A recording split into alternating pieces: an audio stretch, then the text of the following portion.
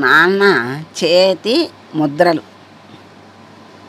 నాన్న వదిలేసి వెళ్ళిన చేతి ముద్రలు నన్ను వెంటాడుతూనే ఉన్నాయని ఒక కొడుకు చెప్తున్నాడు.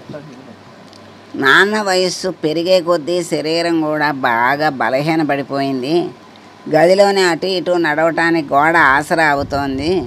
తన చేతులు పడిన చోట గోడ మీద ఆ ముద్రలు పడుతున్నాయి. అది నా భార్యకు చిరాగ్గా ఉంది. తరచూ నాతో చెబుతోంది, గోడలు మురికిగా కనిపిస్తున్నాయి అంటోంది. ఆమె కంప్లైంట్ ఇస్తోంది నాతో.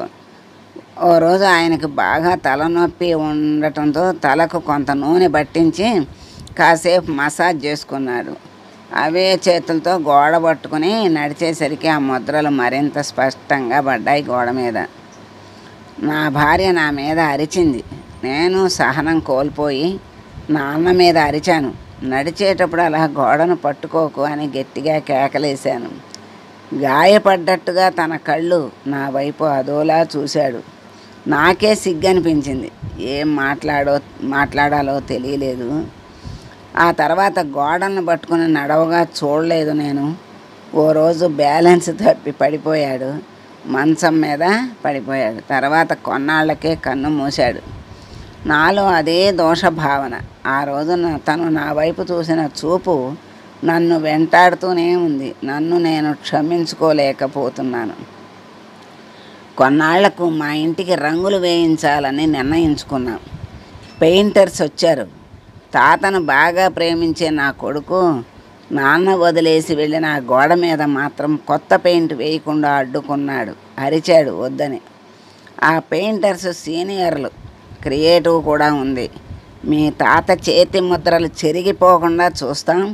వాటి చుట్టూ సర్కిళ్ళు గీసి డిజైన్లు వేసి ఓ ఫోటో ఫ్రేమ్లా మార్చి ఇస్తాం, సరేనా అని సముదాయించారు. అలాగే చేశారు. ఇప్పుడు ఆ చేతి ముద్రలు మా ఇంట్లో ఓ భాగం. ఆ డిజైన్ మా ఇంటికి వచ్చిన వాళ్ళు అభినందించేవాళ్ళు. వాళ్ళకి అసలు కథ తెలియదు. తెలిస్తే నన్ను ఎంత అసహించుకునేవాళ్ళు.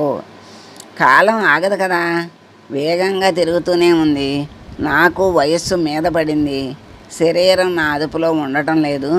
కొన్నిసార్లు నాకు ఇప్పుడు అదే గోడ ఆసరా కావాల్సి వస్తుంది. నాన్న పడిన బాధ ఏమిటో నాకు ఇప్పుడు తెలిసి వస్తుంది. ఎందుకు అనిపించిందో తెలియదు. గోడ ఆసరా లేకుండానే నడవటానికి ప్రయత్నిస్తున్నాను.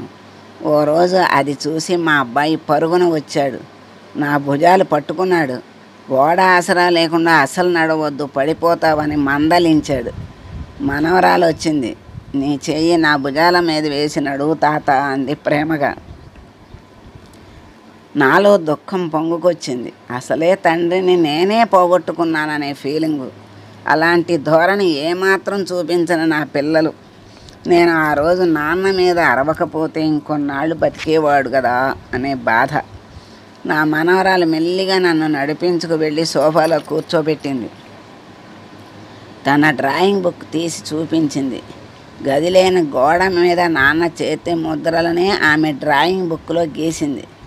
టీచర్ బాగా అభినందించిందని చెప్పింది.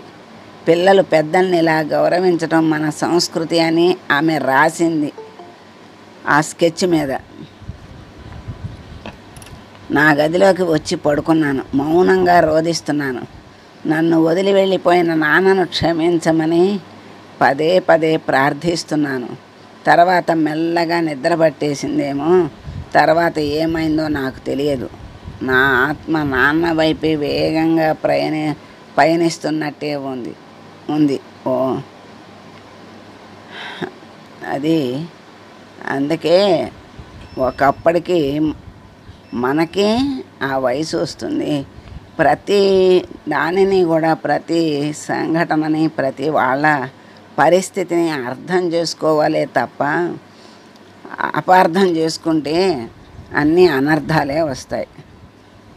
మనకి ముందు 20 నుండి 60కి వెళ్తాం కదా అనే ధ్యాస ఉండదు. 60 వాడికి 20 విషయాలన్నీ తెలుసు. 20 వయసు వాడికి 60 వాడి విషయాలు తెలియవు కదా, పరిస్థితులు. కానీ ఎవ్వరి విషయాలైనా అయినా తెలుసుకుంటే తప్పకుండా అర్థమవుతాయి.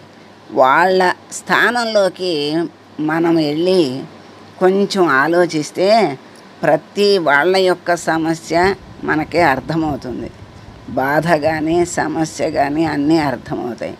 ఎవరి స్థానంలో వాళ్ళు ఉండి ఎదుట వాళ్ళ ఆలోచిస్తే ఇట్లాగే అన్నీ అనర్థాలుగానే కనిపిస్తాయి. అని ప్రేమ ఉంటే మరకలు పడినా ఏమనిపించదు, వేయబడినా ఏమనిపించదు. ప్రేమ లేకపోతే అన్నీ తప్పులుగానే అనిపిస్తాయి. మరి ఆ కొడుకుతో అనిపించింది అన్నాడు కోపంలో, తర్వాత బాధపడ్డాడు. మరి బాధపడినా ప్రయోజనం ఉండదు కదా. ఒక్క మాట అన్నాడు, మరి జీవితాంతం బాధపడాల్సి వచ్చింది. అందుకే ఆలోచించి మాట్లాడాలి. మనసులో ఉన్న ప్రేమ మాటల్లో కూడా ఉంటేనే దానికి ప్రయోజనం. కానీ మాటల్లో ప్రేమ లేకపోతే మనసులో ఉన్న ప్రేమకి అర్థం లేదు. అది చక్కని సందేశం ఈ కథ, చక్కని కథ.